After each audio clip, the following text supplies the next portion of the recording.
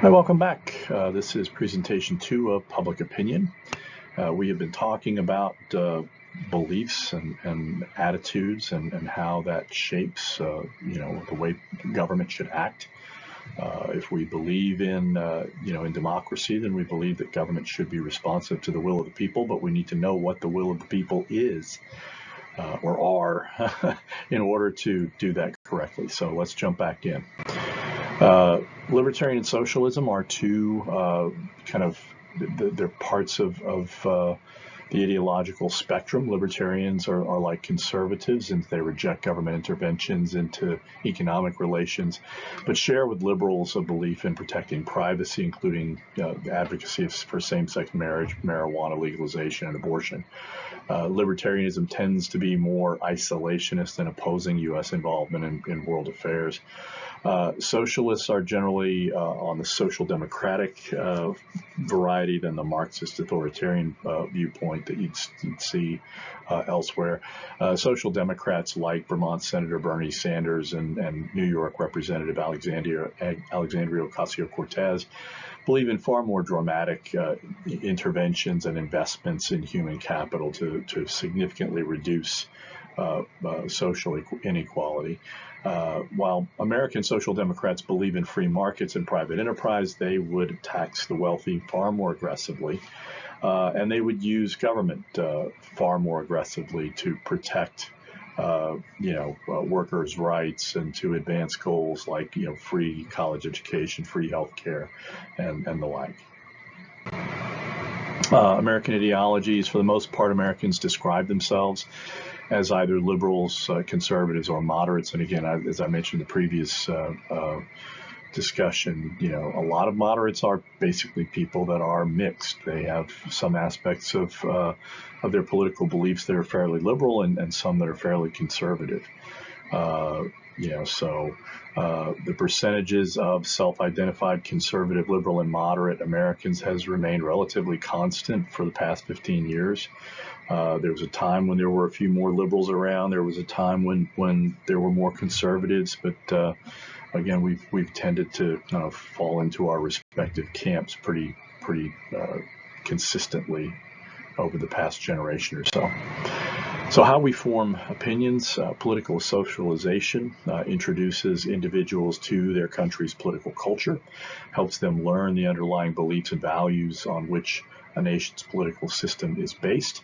A variety of agents of socialization help individuals shape basic political beliefs and values. Among the key agents of socialization include family and friends, your parents, your siblings. Family is one of the most significant influences on a person's political views, both in positive and in kind of sort of I want to be like my parents or I don't want to be like my parents. It can either way have a significant effect. As children, we absorb the political views of our parents oftentimes relatively uncritically. But children do not invariably follow their parents' partisan loyalties. That's one thing that we can learn. Children raised in households where both parents are either Republican or Democrat are more likely to follow their parents. Social science studies show that political behavior is surprisingly subject to social pressures. Events in the world can powerfully shape political opinions. Mass shootings mentioned in the previous slide. 80% of Democrats favor stricter gun laws, while only 28% of Republicans support more strict gun laws. There is some cross-party agreements. 90% of Republicans and Democrats support keeping guns out of the hands of the mentally ill, and more than 80% of both parties say, people on federal no-fly and watch lists should be barred from purchasing guns. Strong majorities of both parties favor background checks for private gun sales and gun show sales. So again, there you have some consensus, but no ability to act on it. Education. Education is a tool governments use to teach all children the value, a common set of values. Education can be a tool of propaganda for authoritarian countries, or it can be an essential resource for citizenship in democratic countries. It's important to note that in states where educational institutions are separated from the state, you do not get very effective states. You also get religious institutions that are mingled with school that, if you think of the madrasas in Pakistan, that's what you end up with. The hostility you see in a lot of Oklahomans towards public education reflects two important things. First, there's a deep-seated concern about the power of government, and second, a more recent conviction that public education is a source of liberal bias. This is an important basis of the homeschool movement here in Oklahoma and in other parts of the United States. The pandemic actually had the tendency of expanding parents resorting to homeschooling of their kids. The percentage of homeschooled households rose from 7.7 to 20% over the course of the pandemic. Whether that trend will continue is an open question. There are differences in formal education that are strongly associated with differences in public opinion. Exposure to a college education generally has a moderating effect on people. Education is one of the most important variables in predicting the willingness to engage in civic and political activism. Your propensity to vote is strongly correlated with whether you have a college education or not. Social groups in public opinion, again, there's contrasting experiences of Black, white, and Asian Americans. Recent highly publicized instances of excessive use of force by police against Black Americans and the resulting Black Lives Matter protests have shifted public opinion somewhat. Numerous state and local governments have subsequently initiated certain reforms designed to ban coercive techniques like chokeholds and things like that. Ethnicity, while most Hispanics are white, their shared ethnic, linguistic, and religious background on a past experience with discrimination often has had the tendency to experience this sense of linked fate, something that Black communities strongly feel as well. Immigration is a high valence issue among most Latinos, and they don't respond inevitably in a positive way when they hear people talk about building a wall. They think that's aimed at them, and they might be right. Many Americans have positive views on immigration, and just 1 in 4 Americans would favor reducing the number of legal immigrants. And I'd note also that the number of legal immigrants is really small. We don't allow a lot of people in legally, which is one of the problems. Perception of fair treatment across racial groups, and again, you see a strong contrast. The percentage of people saying that Black people are treated less fairly by the criminal justice system. 87% of Blacks say, yeah, not so much. 61% of whites do. In dealing with police, part of the reason why Blacks have this tendency to run from police is the sense that their lives are going to be destroyed by a random stop. I've been stopped by the cops, and now I'm going to be arrested. Now I'm going to end up in jail, and then I'm never going to be able to I'm going to lose my job, lose my home, lose my marriage, and that causes people to panic. Again, these are it just kind of highlights this massive contrast in racial perceptions. Gender, the differing roles and occupational patterns between men and women lead to important variances in public opinion.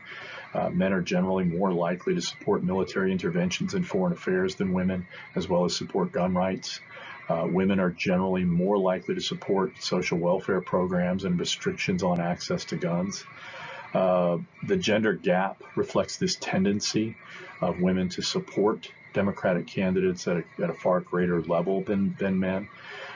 Women are far more likely to believe that persistent obstacles to gender equality persist. Donald Trump's candidacy, particularly his boorish reputation as a womanizer, cost Republican support among suburban women voters, especially college-educated women. Whether that erosion of support in the suburbs will persist is an important question. But I think there's no question that in the 2022 midterm elections, there were more defections as a result of the Dobbs decision on abortion that again minimized Republican gains in congressional elections and will likely cost them the House in 2024. Religion and party affiliation. Americans who self-identify as strongly religious are far more likely to support Republicans. The one exception to the strongly religious category are Black evangelical voters who remain staunchly Democratic. Catholic voters tend to be split, with half identifying as Republican and half as Democratic. White Catholics have trended towards the Republican Party, while Hispanic Catholics remain solidly Democratic.